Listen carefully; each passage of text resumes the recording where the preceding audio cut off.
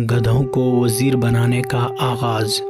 ایک بادشاہ نے اپنے بھائی کی سفارش پر ایک شخص کو موسمیات کا وزیر بنا دیا۔ ایک روز بادشاہ شکار پر جانے لگا تو روانگی سے قبل اپنے وزیر موسمیات سے موسم کا حال پوچھا۔ وزیر نے کہا، موسم بہت اچھا ہے اور اگلے کئی روز تک اسی طرح رہے گا، بارش وغیرہ کا کوئی امکان نہیں ہے۔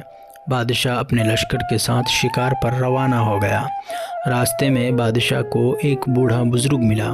اس نے کہا، حضور، آپ کا اقبال بلند ہو، آپ اس موسم میں کہاں جا رہے ہیں؟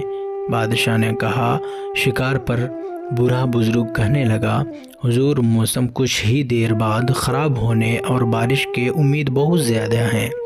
بادشاہ نے کہا، ابے او بوڑھے آدمی، تم کیا جانو موسم کا حال کیا ہے؟ میرے وزیر نے بتایا کہ موسم نہایت خوشگوار ہے اور شکار کے لیے بہت اچھا دن ہے، اور تم کہہ رہے ہو کہ بارش ہونے والی ہے۔ بادشاہ نے ساتھ میں رہنے والے سے کہا، اس بوڑھے آدمی کو 2 جوتے مارے جائیں۔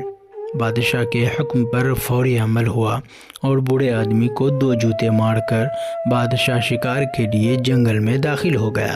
ابھی تھوڑی ہی دیر گزری تھی کہ اندھیرا بادل چھا گئے۔ ایک آدھ گھنٹے بعد بجلی چمکنا شروع ہوئی اور پھر بارش بھی ایسی کہ ہر طرف کیچڑ اور دلدل بن گئی۔ بادشاہ اور اس کے ساتھی سارا شکار بھول گیا۔ جنگل پانی سے بھر گیا۔ ایسے میں خاک شکار ہوتا۔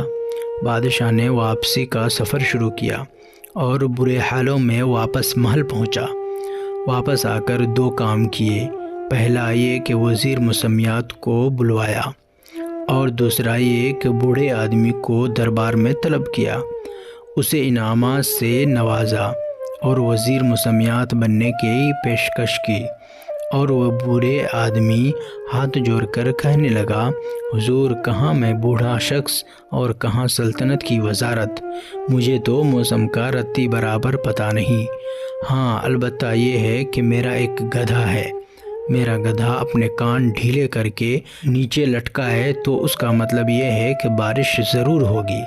یہ میرا تجربہ ہے اور کبھی بھی میرے گدھے کی یہ نشانی غلط ثابت نہیں ہوئی۔